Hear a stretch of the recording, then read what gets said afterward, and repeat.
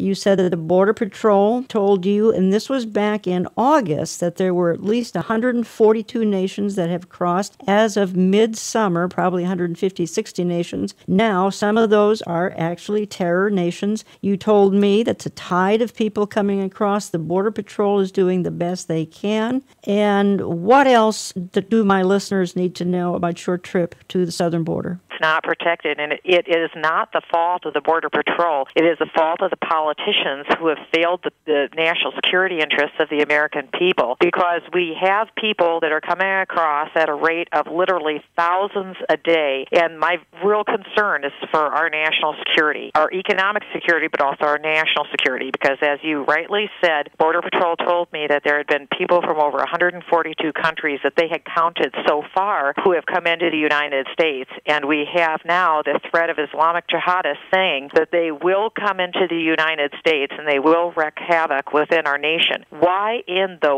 world would we not build an effective fence across our entire southern border, and why in the world would we not engage in deporting foreign nationals who are pouring across our southern border? We need to do that because now we have profound national security considerations. But what is the solution? Okay, you've said build a fence. I mean, obviously that's what Israel has done. Israel has built a fence and kept out terrorists. And, of course, those on the left are going to say, well, why can't we let everyone into this country? This is a nation of immigrants. That may be true, but most of those immigrants came legal ways. But what is the solution to this if a fence won't be built, if the left won't allow this to happen? Well, it's very important to maintain United States sovereignty. You must have control over your borders, and there is no control over our southern border today. You know, there's a fence around the White House, and I'm very happy that there's a fence around the White House, because I want our president and his family and those who work there to be secure in their persons. We need to make sure that the American people are secure also, and the point is, we are not,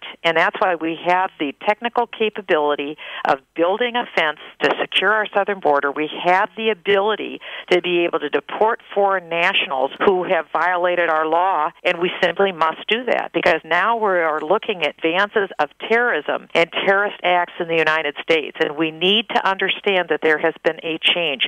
There are terrorist acts that are occurring across the world. My job as a member of the United States House of Representatives is to make sure that national security comes first. We need to secure the personal safety of Americans, and in order to secure the personal safety of the American people, we need to ensure that foreign nationals who may have terrorist intents are not able to carry out terrorist acts in the United States to hurt both people and their property in the United States. You know, I think this is a spirit of lawlessness that Jesus talked about in Matthew 24, and we're watching it happen. It's amazing to me that there's any debate about our borders. We probably have, many of us have probably seen the truck driver who pulled up to the border, and then the video was shot afterward, and he said that our border agent asked if he was an American citizen, and he said, well, yes, but does it matter? And the border agent looked back at him and said, not anymore. I mean, that's how bad it is. The spirit of lawlessness is around us, and yet we see in our national public debate this resistance to follow what our law states and keep our country safe. It is Isaiah 5:20, evil has become good all around us, and this is a great example up close and personal on our southern border. It's interesting that you would say that, Eric, because quite a long time ago I had said that I believe that the greatest legacy of President Obama, and I don't mean to be partisan, but what I said is that the greatest legacy of President Obama, in my opinion, would be the establishment of lawlessness in the United States.